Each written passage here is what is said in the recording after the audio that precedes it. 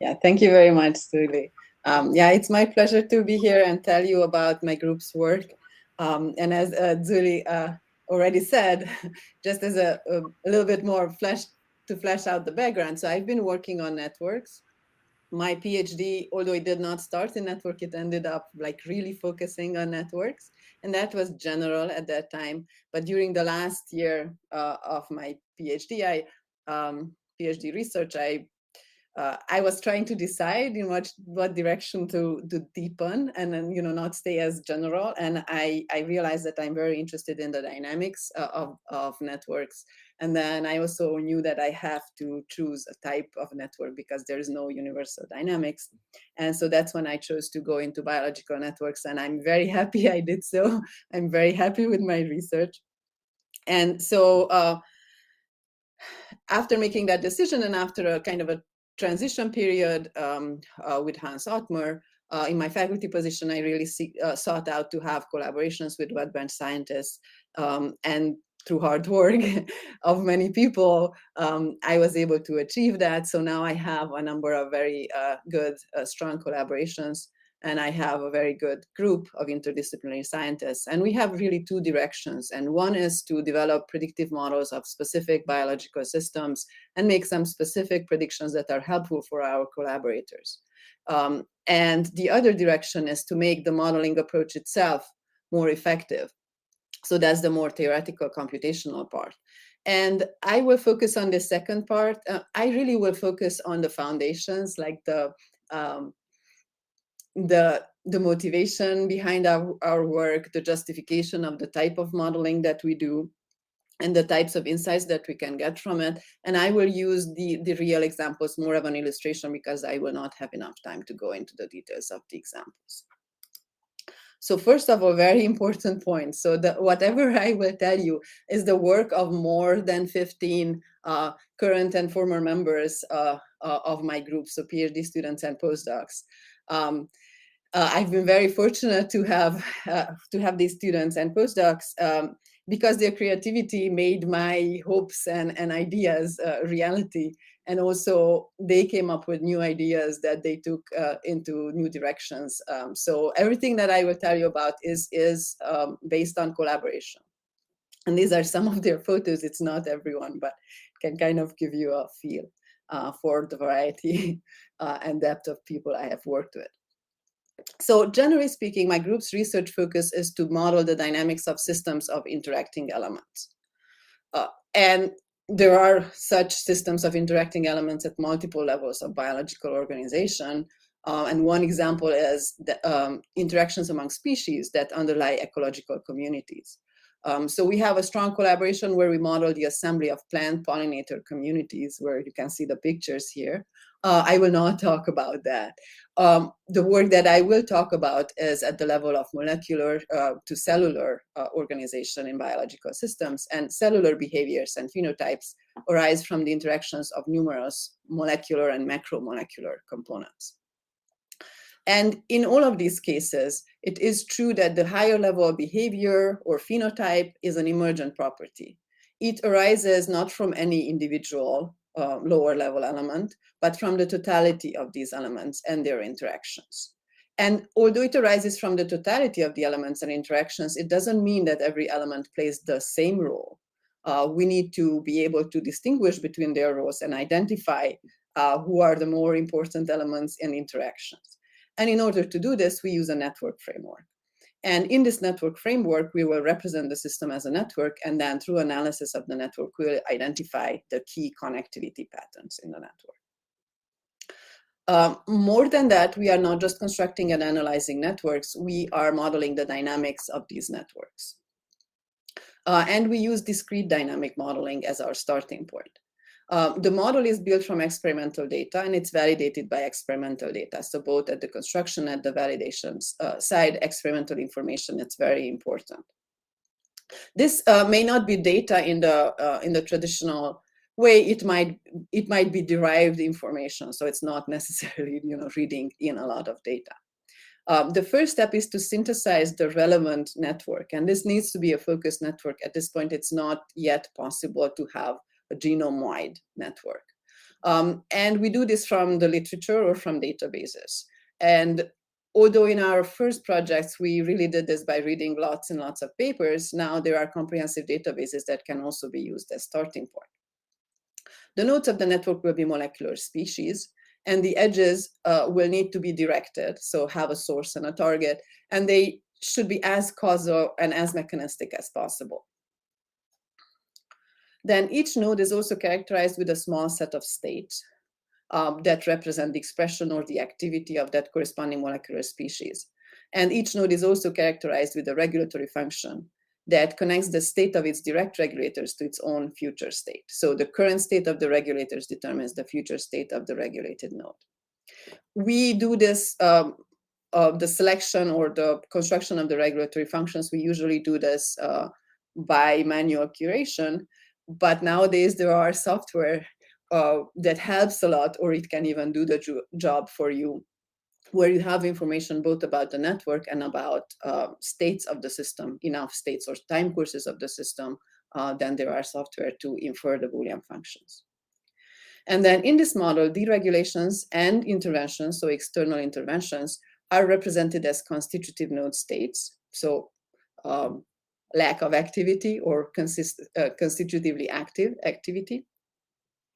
And the most important assumption really that underlies our modeling is that the long-term states of either all the nodes or of a subset of the nodes are representative of the cellular phenotype. So either all the molecules or a subset of the molecules, their long-term state describes the cellular phenotype. And so with this assumption, then whatever the model is telling us, whatever the attractors of the model are, we can interpret them as cellular phenotypes. And so this model can be used to describe how errors or interventions change the phenotype of the system. So here I want to pause a little bit to ask if anyone has any questions. And I think you can ask your question in the Q&A box. And I should be able to see it.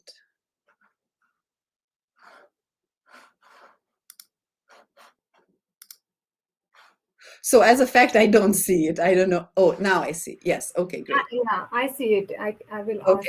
Okay. Now I see it since you put the text in, I can see it. So hopefully so far so good, and then we can go on. So how do we construct this model? There's a flowchart that I can show you. So first is you need to decide what you want to model. And then the information about the players in the system will be the starting point. These will be the nodes of the network. Then you can also need to synthesize the edges to form the network. And you also collect the information and you do your best to construct the regulatory functions. So again, these functions are determining the next state of every regulated node as a function of the current state of its regulators. With that, the model is now fully specified and you are ready to simulate the system's trajectories. So you start the system from an initial state, and the model will tell you what the long-term states are. And you need to compare this with known behavior of the system to validate the model. And there will probably be discrepancies, in which case you go back and you make changes. You make changes to the regulatory functions, or you make changes to the edges or to the nodes until you converge to the best representation of what you know of the system. And then you can use this validated model to make new predictions. And usually what we do is a systematic perturbation analysis, where we take each node one by one. We set it in different states and see how that changes the phenotype. And this will lead to some model predictions, because the model will be able to address situations that were not addressed before experimentally. And so these can be tested by follow-up experiments. And depending on the results, you can make further modifications and improvements to the model. So as you can see, experimental information is important in multiple steps. The interaction or kinetic type of data, experimental information, is used to construct the model. And the state type of information is used to determine the initial condition, and also to compare the model's predictions with the reality. What is a long-term state? I will explain with a simple example, but generally it's the long-term behavior. So when you simulate your model, you start from an initial condition, you run the model, and you wait for a long time. There will be a certain behavior that the system settles in. And it will become more clear when I tell you the exact type of model that we are using, and that's a Boolean model. So in a Boolean model, every node is assumed to have one of two states, which you can interpret as active versus inactive. That's the simplest type of discrete model. The next simplest discrete model would have three states, which you could interpret as low, medium, or high. And really, the type of information that we have determines what type of model we start from. But the Boolean model is the simplest. So in a Boolean model, the regulatory functions of each node can be specified either as tables, and these will not be huge tables because there are just two states per each node, or using Boolean logic.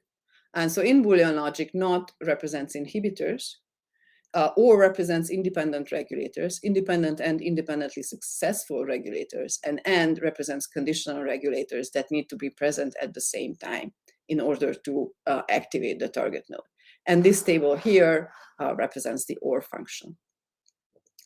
So time is an implicit variable. We usually don't have continuous time. Time is discrete, but really we don't even represent it that way, explicitly that way either. Instead, there is update. So there is a strategy to update the state of nodes, and updating means that we look at the node, we evaluate the regulatory function, and the node adopts the outcome of the regulatory function. This update scheme that we use usually has an element of randomness, stochasticity in it, because there isn't enough information to really fix times and durations. We want to see everything that the system is capable of. And so for the same reason, we do replicate simulations, potentially from different initial conditions. And we look at a large ensemble of replicate simulations, which give us semi-continuous results. And so this may be new for you, but actually it has a relatively long history of success. So logical modeling, that's another way of referring to discrete dynamic modeling, has had great successes over the last 20 years. And Colomoto, as the Consortium of Logical Models and Tools, is a group of scientists whose webpage I think is a great starting point to look for these results. So in my own group, we have worked on multiple systems where we were able to, to close the model experiment cycle, where we constructed the model based on experimental information, and the model led to predictions that were tested experimentally, which then led to new knowledge. And so, of course, I will not be able to go through really any of these. I will mention, I think, two. But just by looking at this slide, I hope that you get a view of the type of systems that we worked on. So these tend to be signal transaction networks in multiple different contexts. Then self-fate changes, different kinds. So self-fate change, epithelial to mesenchymal transition. That's actually the example where I will spend some time on. But another self-fate change was the yeast to hypho transition that we modeled recently. And at a different level of organization, host pathogen interactions, where the system includes immune cells as well as signaling between immune cells. That's a great example where it's really took the lead. So I will not have time to mention that. But so these are some examples from my own group's work. And now I will illustrate all of these concepts on a very simple example. You can think of this as a prototypical signal transaction network where there is a signal, and there will be another source node that represents a cellular context. Because in many cases, context matters, and not everything will be in the model explicitly. So whatever is left out from the model itself, we can think of it as a context that's a source node in the system. Then the network itself will have mutual inhibition between two nodes, A and B. So the circle at the end represents an inhibitory edge. And both of these nodes will regulate node C. And this is a Boolean model. So, and I will represent the regulatory functions with the Boolean operators. So the function of node A is signal or not B, meaning that the presence of the signal or the inactivity of node B will be able to activate node A. And the function of node B is context and not A, in which case the simultaneous presence of context 1 and absence of A is able to activate node B. And node C is regulated by A or B, meaning that if either A or B are active, node C will turn on. So let's say that we start the system from this initial condition where the signal is on, that's what the blue color means, and the rest of the nodes are off. And we can see that A, the target of the signal, has a chance of turning on. And in fact, looking at its rule, it will turn on because a sufficient condition for its activation is satisfied. So sometime in the future, the system will have this state A will have turned on. And from here, we can see that A regulates B and C. So either one of these may turn on, whereas C will turn on because A is a sufficient regulator of C. And B will stay off. So the next state is that C will turn on. And this is a state that will not change anymore. So if we look at any of the nodes, their function is satisfied. There is no need for, or there are no more changes in the system. So this is a so-called attractor of the system. And among the attractors, it's a point attractor. It's a state that doesn't change anymore. So this is the first example of a long-term state. This is a long-term state of the system. You find this after waiting long enough for the systems to settle down. And this is also a state that doesn't change anymore. So another way of referring to such states is steady state. That may be more familiar for those of you who are doing continuous modeling. So we can use this model as specified here to find all the long-term states of the system, all the attractors of the system. And there are, in fact, 5 attractors depending on the value of the signal and the context. And these are 5 different states of the system, 5 different attractors. But if we disregard the 2 input nodes, there are really just 2 states. And in one state, A is on, B is off, and C is on. And the other is the opposite, where A is off, B is on, and C is off. So we could say that this system has 2 phenotypes if we define the phenotype as the state of nodes A, B, and C. And one of the conditions has bistability. So when the signal is on, the signal is off and the context is context 1, there are 2 possible states of the system, 2 possible phenotypes of the system. So the system is bistable. Yes. So here, as I was saying, these are the 2 phenotypes. We can use this model to describe how the trajectories and attractors change in case of deregulations or interventions. So for example, if by an error or by a deliberate intervention, node A is in the state 0, then the states in which A would have been on no longer exist. They are, in fact, modified. They become the state where both A and B are on, while the other state where A was 0, it still exists. So the attractor repertoire changed from 5 to 4, and the bistability disappeared. So that's the general idea. We specify our model, and then we use our model to find out the repertoire of the system, what kind of phenotypes the system can have, and how this repertoire changes when there are interventions or when there are errors in the system. Are there any questions at this point?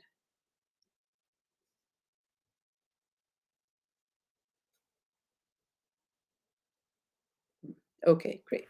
So I can ask one question actually. So yes. is it, do you always, can you always think about a network excluding the source node, or sometimes you just have to decide the smaller set of nodes that will define these? Yeah, very, very good question. I think it depends from case to case.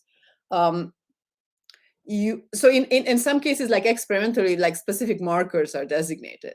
So in that case, that might be just node C.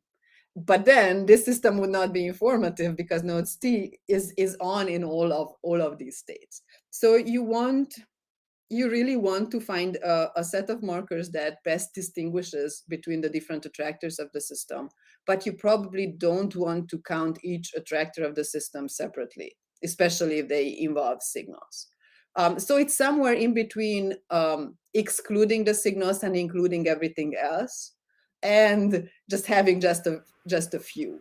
And it takes some experimentation to find what is the best set of nodes that you can designate as describing the phenotype.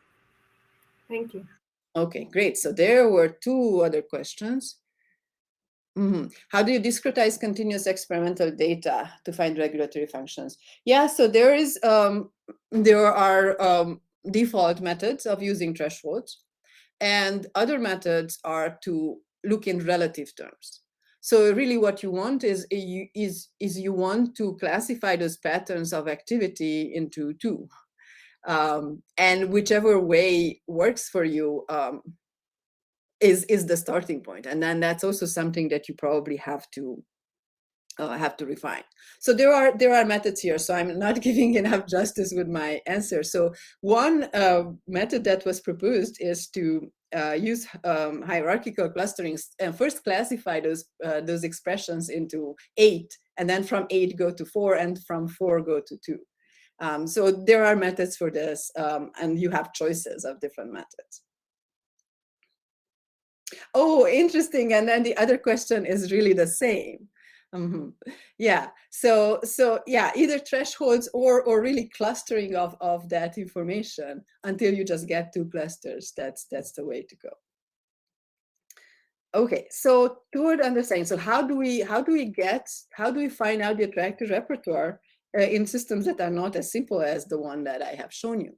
There is a very good method that has to do with describing the states of the system and the transitions between the states and incorporating them into a network, which we call the state transition graph. So this is very comprehensive because it tells you everything that the system can do. Every trajectory of the system is in this graph. The problem with it is that it's really large. The number of nodes is the number of nodes of the state transition graph is 2 to the n, where n is the number of nodes in your original network. So that can be really large if your network is large. And the number of edges is n times larger, up to n times larger. So this is not practical in many of the cases where we want to use modeling. So instead, I want to describe a method developed by my own group, which is developing another network that's richer, has more information than the original network of just who interacts with whom. And it's constructed by integrating the regulatory functions into the network. So it's a version of the network that we call expanded network, and mathematically speaking, it's a logic hypergraph. And the analysis of this logic hypergraph will tell you the attractor repertoire of the system. Okay, so how do we construct this expanded network? So generally speaking, if you have a discrete dynamic model where nodes can have multiple states, you will replace each node with as many virtual nodes as many states it can have. So if a node can have 3 states, 0, 1, 2, there will be 3 virtual nodes. If a node can have 2 states, 0 and 1, there will be 2 virtual nodes. In my example, I will stay with the Boolean example, so there will be 2 virtual nodes per each original node. And then in the regulatory functions, the end gates will be represented by hyperedges. Those are edges that have multiple starting points.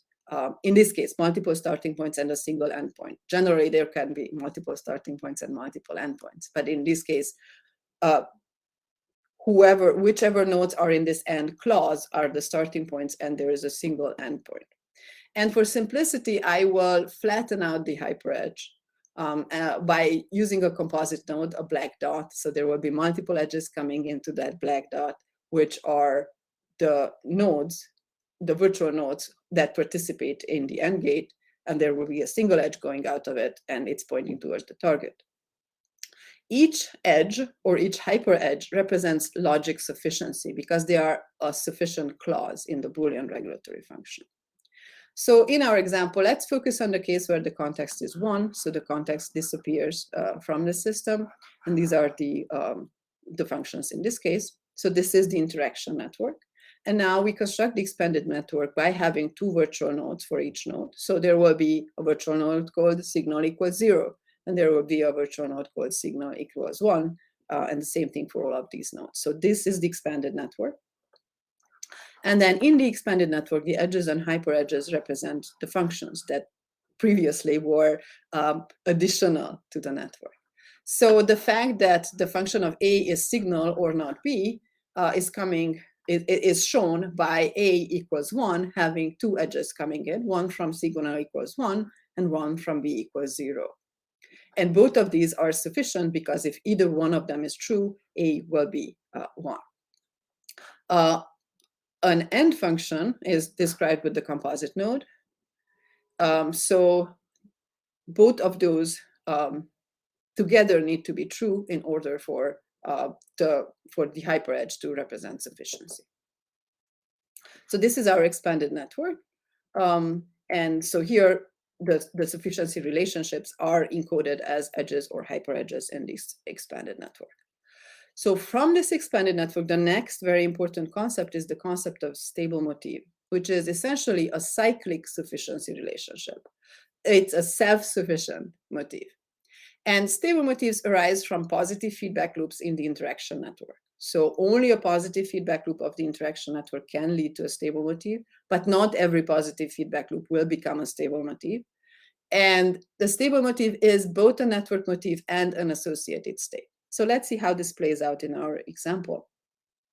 So there is a positive feedback loop in the interaction network. Mutual inhibition is a positive feedback loop. And so what it becomes in the expanded network is this positive feedback loop between the state 1 of A and the state 0 of B.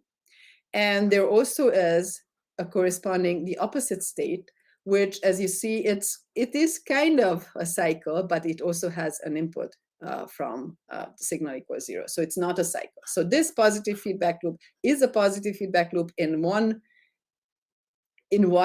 set of virtual nodes, but it's not a positive. It's not a feedback loop. It has an edge coming in, so it's not closed in the other version. So this, whenever it is a positive feedback loop, without any, so it's whenever it's a strongly connected component, that's a stable motif. And the nodes of a stable motif can maintain an associated steady state regardless of the rest of the network. And that's coming from the fact that there is a closed self-sufficiency relationship. So that self-sufficiency works no matter what the incoming edges are, or whether there are any incoming edges. And the associated state you can just read off from the virtual node. So the associated state is that A is 1 and B is 0. And this will also determine the state of C. And with this method, by identifying a stable motif, you have found the attractor of the system. And in fact, we knew that. We knew that in the case of the context being 1, no matter what the value of the signal, the phenotype of the system was the same. So the state of A, B, and C was the same. So this stable motif is telling us the same information. And here, this is not closed, but it would be closed. It's closed as long as the signal equals 0. This is a weaker version of a stable motif. We call it conditionally stable motif because it's conditioned on the state of the signal. So if the signal is 0, the state of A equals 0 and B equals 1 can be maintained. And that will also lead to an attractor of the system. And this is the attractor in the specific case where the signal is 0 and the context is 1. And this was the sole case of the other phenotype of the system. So this way, network analysis, finding small patterns in a network, replaces the laborious process of simulating a lot or the sometimes completely impossible task of constructing the state transition graph. So here, I don't want to spend too much time on this, but I do want to say that the concept of stable motif and the expanded network can be generalized straightforwardly to continuous systems as well. So if you have a system that's described by differential equations of this form, but this is a very, very general form, the only requirement is that both the synthesis term and the degradation term are using monotonic functions and bounded functions. I mean, that's true in every model of a biological system, really. Then the expanded network can be defined as the virtual nodes being threshold statements about continuous variables. And edges mean maintenance of truth. So in our case, in our example network, the expanded network may look like this. So there's a threshold statement about A. So instead of saying A equals 1, in the continuous model, it would be A is larger than 0.7, which can maintain a low state of B, meaning that B is smaller than 0.2. And this can work vice versa as well. And then these two can lead to a state of C or a value of C that's larger than 0.9. So these kind of edges, this kind of statements can be found. The expanded network is not unique, but it is discoverable. And the concept of stable motif carries over the same way. So it's a consistent, strongly connected component of the expanded network. And the property of the stable motif is that if a system satisfies the statements that form a stable motif, so these are the statements like this, it will keep satisfying them regardless of the rest of the network. And so this traps the system into a subspace. And Jordan Rossum, who has recently graduated, got his PhD and graduated, developed a method of how to find the threshold statements that correspond to stable motifs. And it's essentially to find the worst case scenario for any edges that would destroy the stable motif. So if a stable motif requires a low value of the signal, we would use the maximum value of the signal to see whether the stable motif survives. And then Jordan uses the method of monotone input-output systems developed by Angeli and Zontag to find the threshold statements that would correspond to a stable motif.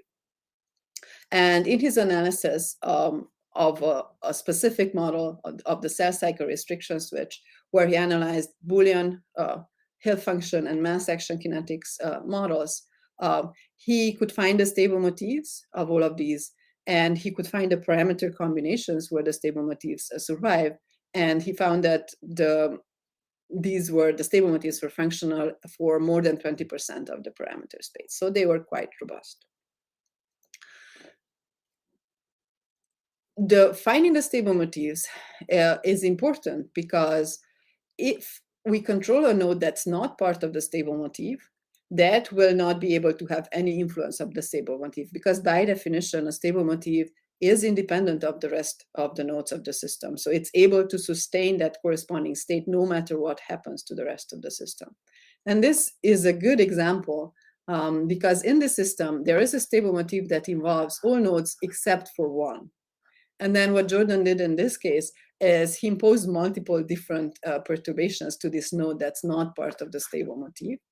And he could verify that the statements that correspond to the stable motif still stayed true. So whether this node TCRP was unconstrained or saturated having the maximum level, or locked out having the minimal level, or oscillating wildly, the threshold statements that correspond to the stable motifs were still preserved for the rest of the nodes. So now we are going back to Boolean systems, and I will show you how we find the attractor repertoire if there are more stable motifs than one. So in my very simple example, there were just two stable motifs that directly determined the attractor repertoire. Here in this system, there are two positive feedback loops. So there could be 4 stable motifs, and there's also a negative feedback loop. So we need to use the actual functions and construct the expanded network, and then see which of these positive feedback loops leads to a stable motif and which leads to a conditionally stable motif. And this is the expanded network. So here you can see that the off state on EFF, so with the tilde I will represent the off state, is a stable motif. It doesn't involve any composite node, so it's a stable motif. The on state of A and B is also a stable motif. the on state of E and F is a conditionally stable motif because it does involve a composite node. So it will be a stable motif only if B is on. So there are multiple possible stable motifs, each of which could lock in first. And that will determine what else, how much freedom remains in the system, what else can lock in. So what we do is we consider each stable motif one by one and see what happens after the stable motif locked in. Is the attractor completely determined, or how much freedom there is, how many more stable motifs there are?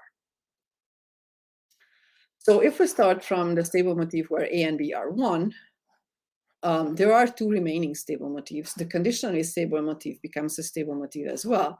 So 2 opposite states of E and F could be obtained. And if it's the on state of E and F, the system converges into attractor 1. If it's the off state, it converges to attractor 2. If we start from the off state of E and F, which is also a stable motif, we can get the same, really the same 2 stable motifs. So A and B, so E and F off with A and B on also leads to attractor 2 because it's really the same 2, combination of 2. But here, what also happens is that it could be followed up by A and B being 0, in which case a new attractor, attractor 3, is found. And in fact, if you start from the motif A and B being 0, everything else stabilizes. There's the negative feedback loop becomes an oscillation. This is the only case where there is an oscillation of the system. So C and D will oscillate and will visit multiple states. So this way, by systematically looking at the stable motifs of the system and the repertoire of stable motifs that remains after a certain stable motif is locked in, we can find the repertoire of attractors of the system.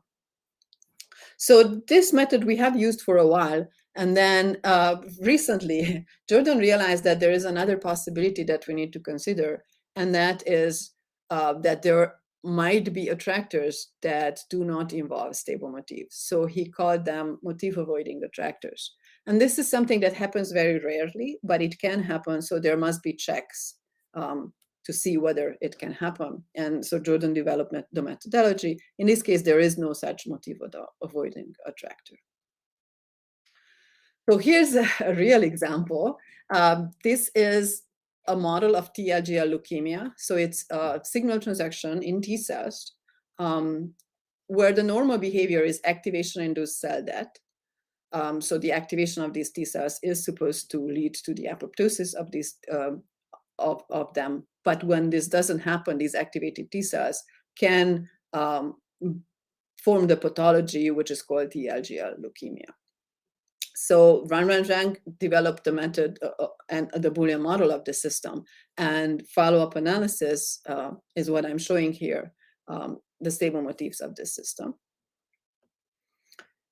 So here, the different colors represent the different stable motifs.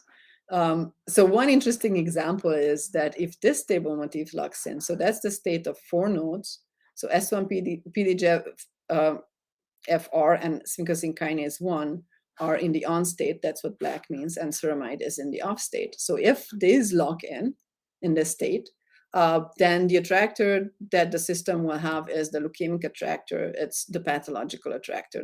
That's what we don't want in this case.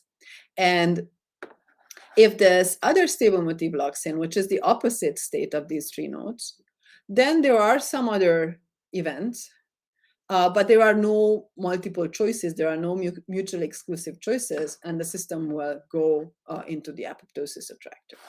If we start from this, which is a stable motif, it's a self loop, that's also a stable motif. There is still quite a large freedom in the system. It can still go in multiple ways, mutually exclusive ways. And only after either the teal motif or the red motif or this blue motif locked in will the decision be made. So by this analysis of the stable motifs and the consequences of a stable motif locking in, we can identify the decisions in the system, the decision points where there is a commitment to a certain trajectory, because there is a commitment to a certain part of the state space of the system. So that's what I mean by a trap space. If the system reaches some subpart of its state space, a trap space, it cannot go back from that. So this way we can see the trajectories in terms of stable motif locking ends to each attractor. And this knowledge we can use to control the system. So Jordan and collaborators has also implemented a systematic way of finding all the stable motifs and finding the attractor repertoire and finding whether there are motif avoidant attractors. And this is implemented in a software library called PyStable Motifs. And there are 2 recent papers about that. This paper focuses on the theoretical aspects, and this is a bioinformatics application note about the implementation itself. So I will give one real example, and that's a model of a cell-fate change called epithelial to mesenchymal transition. This cell-fate change is correct. It's good in multiple different contexts. One is embryonic development and the other is wound healing, but it's pathological as a first step towards cancer metastasis. So the epithelial cells, which were bound to each other before, did not move. If they undergo this transition, then they separate from each other and they can move. So Steve Steinway constructed the Boolean model of the signaling network that leads to the loss of the protein E-cadherin, which binds cells together. And we use this, the transcriptional loss of the protein, as a marker of the transition. And the model reproduces the known features of the epithelial cells, mesenchymal cells, and known mediators of the transition. And I will immediately go into the lessons that we learned about stable motif analysis. So this is the network. The blue nodes are external molecules, so they can all act as signals. And this is a signal transduction network that also involves transcriptional regulation. And specifically, these green nodes are transcription factors. And all of them are down-regulating the transcription of E-cadherin. So the loss, the lack of expression of E-cadherin is the outcome of this network.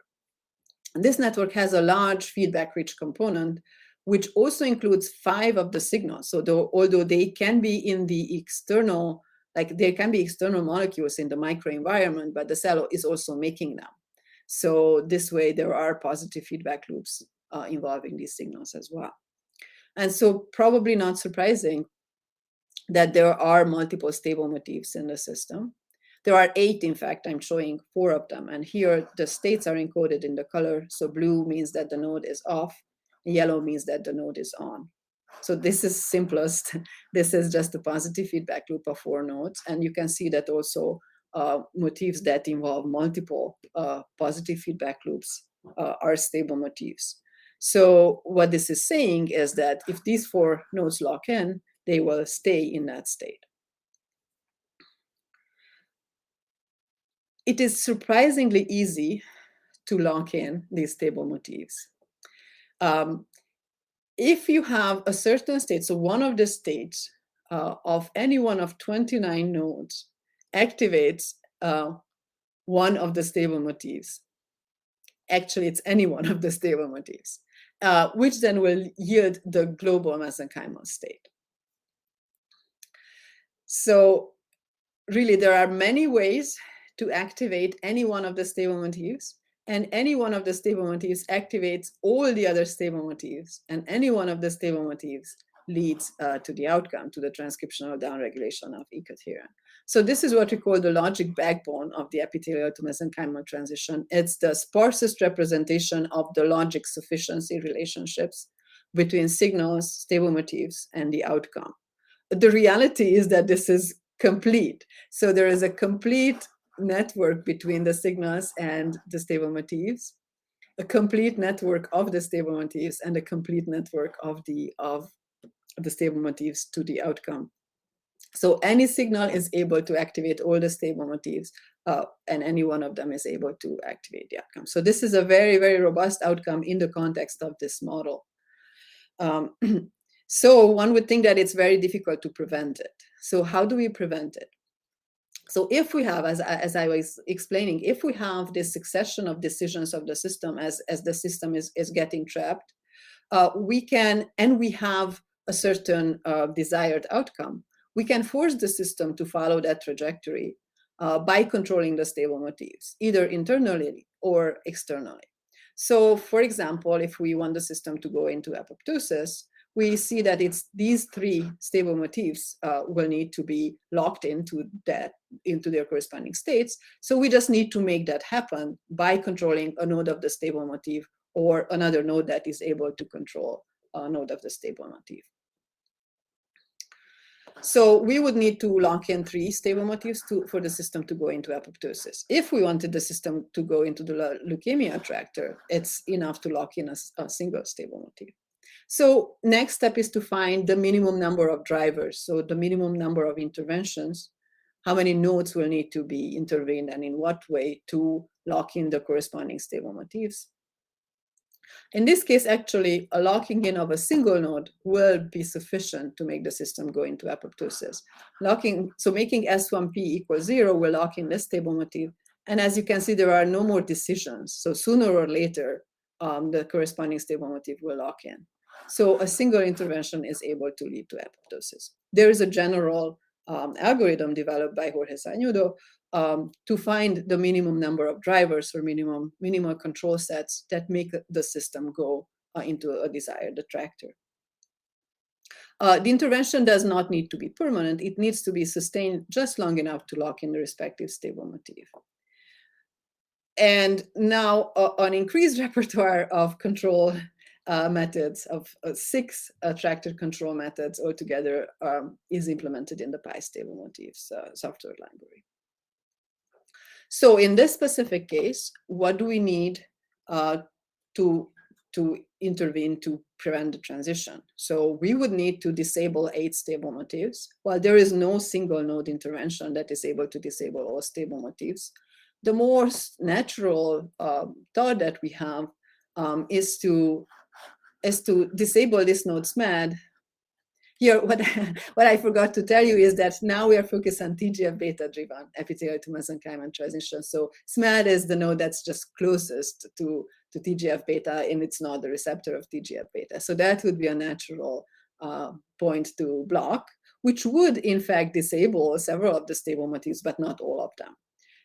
And it turns out that combining knockout of SMAD with one more node is able to disable all of the stable motifs.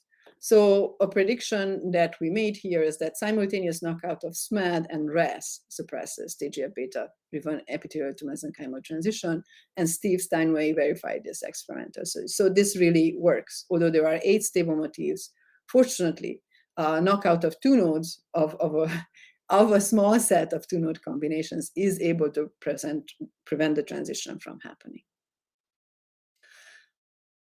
Another goal that we should have, is to make the cells go into the epithelial state from an arbitrary initial state, including the mesenchymal state. So that would be imposing the reverse transition. So that's also a question that can be answered by our model, like what is the control set of the epithelial attractor? And for that, we need to determine the stable motif of the epithelial attractor.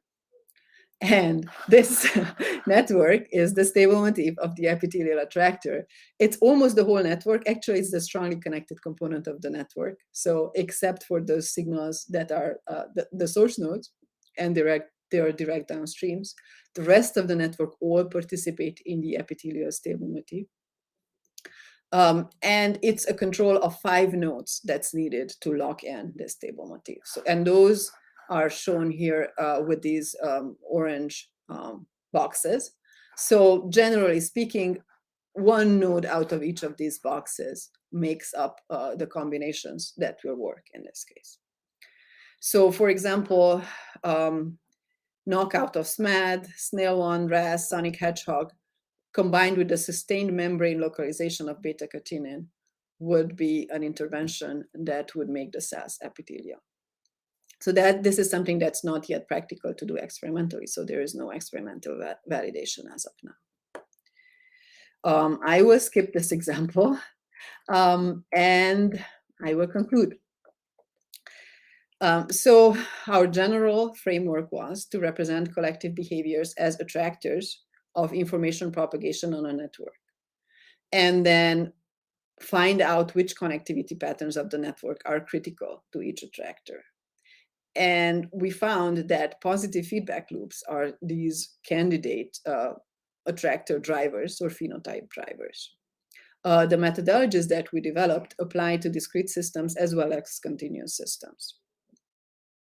The same positive feedback loop can sustain two mutually exclusive states. And generally, it is the case that the same network allows multiple mutually exclusive phenotypes. So finding out these phenotypes and how the system makes the choices and where the system makes these choices is important. And we do this by constructing this succession diagram of the stable motifs, that the branching points in the succession diagram tell us the possible decisions that the system can make. And what is the decision based on? It's based on timing of what happens first, what is updated first, and what locks in first. So we have a software implementation that you can use to find the whole repertoire of phenotypes of the system. The concept of stable motif is important because stable motifs are irreversible switches.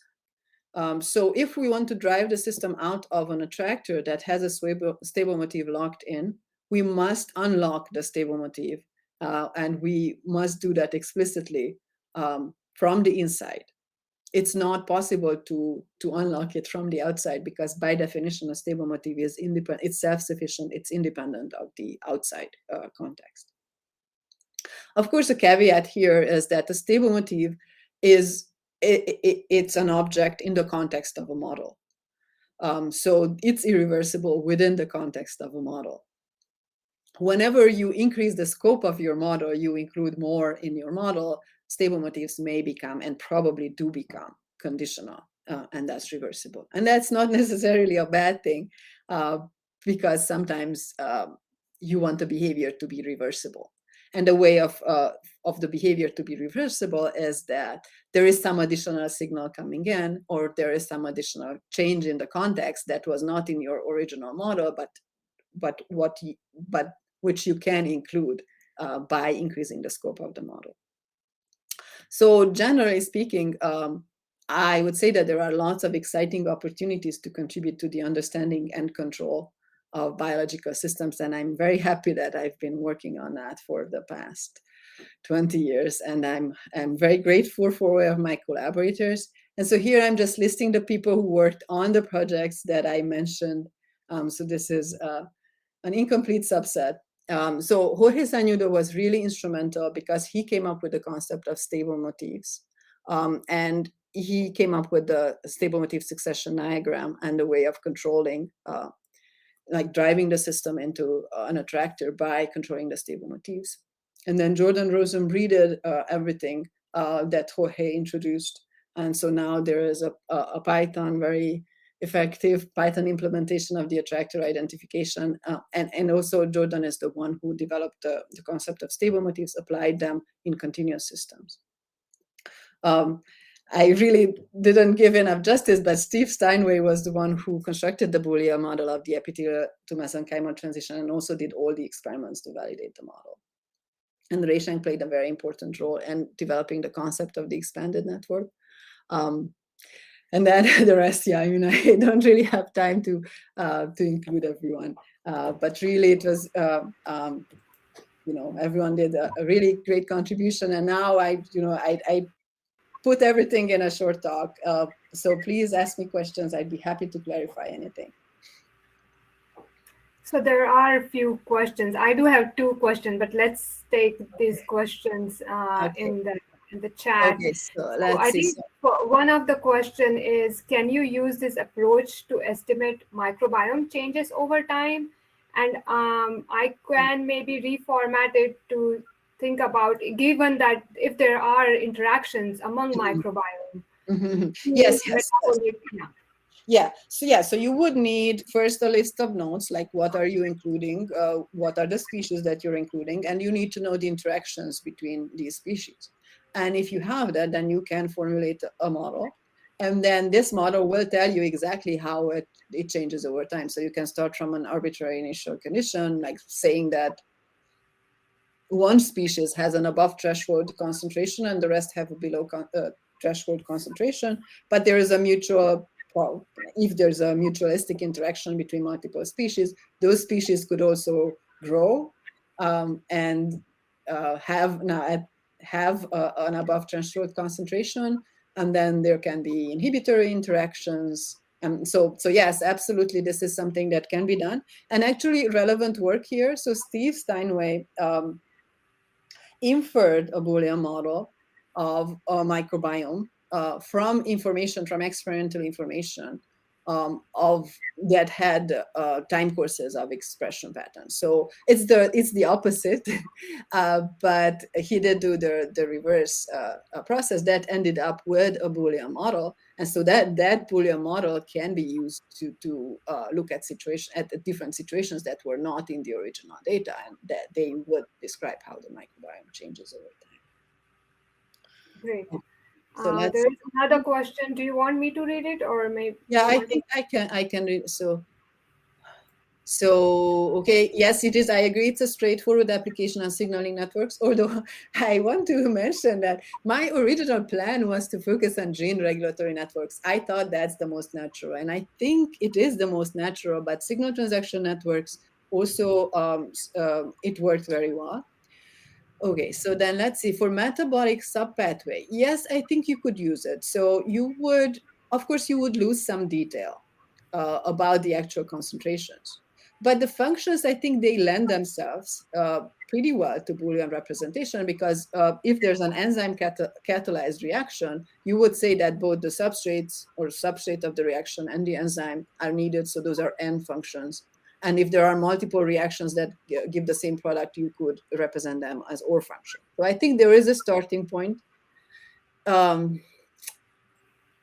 would we validate them? Well, by comparing. So if and here the comparison would need to be like the settings would need to be like quite dramatic.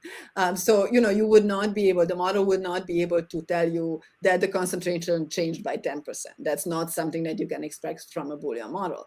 But if in your setting, you depleted something and then some other molecules disappeared from the system, that the Boolean model, you can expect that the Boolean model would be able to capture that.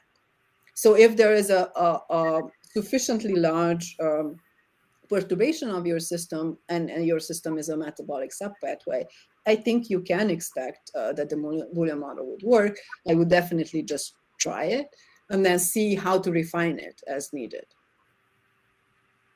Okay, so how scalable is the approach? Yes, finding OR cycles is a hard problem. Well, so the latest implementation, Jordan's implementation, he used it on ensembles of critical Boolean networks. So the critical just means that the average degree is 2. And he just increased the size, and 16,000 was the size where it was still, most of these analyses were doable. There are lots of features of his analysis that I did not tell you about, and there are some cases where their fallbacks have to be used. But the fact that this was like we could push it above 1,000, it's promising. Definitely in the cases where Boolean models exist, those tend to be, the number of nodes tend to be not much larger than 100.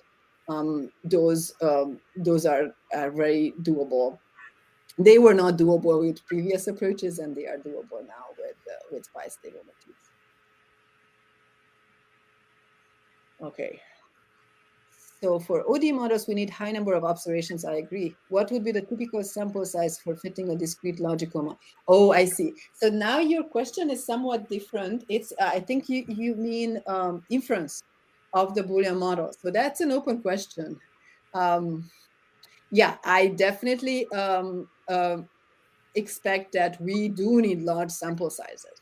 You would need to have enough information about each node of your system in order to be able to infer a Boolean function for it. You may be familiar with Julio Saiz Rodriguez's work, where what they do is, in cases where they don't have measurements of nodes, they try to, and they have a starting network. Yeah, so that's key. So in their examples, there is a prior knowledge network, and they are trying to find the Boolean model, like the functions. They simplify the starting network in such a way that there is a better correspondence between the nodes whose states are measured and the network. And in that way, then they can consider every possible Boolean function and see which Boolean function is consistent with those. But generally, yes, we do need lots and like as many observations as possible. Okay. Let's see. Okay, can these logical models account for the stochastic nature in a biological system? Yes, so one thing that we are already accounting is stochasticity in timing. And here, this can be stochasticity, or it can be just our lack of knowledge. So our implementation of time is stochastic. So this way, we are able to find behaviors that would happen no matter what the timing is. Stochasticity in the function itself is, we are not doing that right now, but although we do have plans of doing it very soon. So there are so-called probabilistic Boolean models, where there isn't a single function for each node, but multiple functions, and the node will choose between these stochastically with certain probabilities. So probabilistic Boolean model is a way of addressing that kind of stochasticity. And it's something that we may do soon. Great. I would like to ask, so for this pi stable motives, what is the input? Do we need to have the prior knowledge network? And okay. Yeah. So for pi stable motifs, the input is a Boolean model. So this is a way of analyzing a Boolean model. Okay. Network inference is not part of it. Network inference or Boolean model inference is so a relevant work from my group is my previous postdoc, David Wooten. He has an algorithm called Boolean Bayes, where that needs a network and expression information as much as possible. And that expression information, well, each of those sets of expression information will be interpreted as fixed points, as steady states of the system. And then with that assumption, the algorithm will find essentially probabilistic Boolean functions. So it will find a Boolean function where there is certainty for certain parts of it and uncertainty for other parts of it. Mm-hmm. And you can either find the closest deterministic Boolean function and go with that, or if you wanted, you could construct a probabilistic Boolean model with multiple functions with those pieces that have uncertainty in them. So that's the extent of Boolean model inference that we have already done. And my current student, Kyung Park, is actually interested in developing genetic algorithms, not really to infer a Boolean model de novo, but rather to improve an existing Boolean model. Okay. So for that, you have your Boolean model, you have a large compilation of experiments, and you know the parts where your Boolean model doesn't recapitulate the experiments, where improvement is needed. And then the idea would be to use the original as a kind of the prior knowledge network, and then use the genetic algorithm to fiddle with it, essentially, to leave out regulators or to add regulators or change the function to improve the agreement with that compilation of experimental information. That's great. I think we have one more question. Do you want to go ahead and read it? I see. So when fitting a Boolean network and looking for regulatory functions, how is the time discretized from experimental observations? Yeah, so we did not actually do that because we usually focus on the outcomes, on the attractors. And also because we never had time course information. So I guess we just did not have the opportunity to think about this question. But so how would I discretize the experimental observations? Yeah, I think what matters is order of events.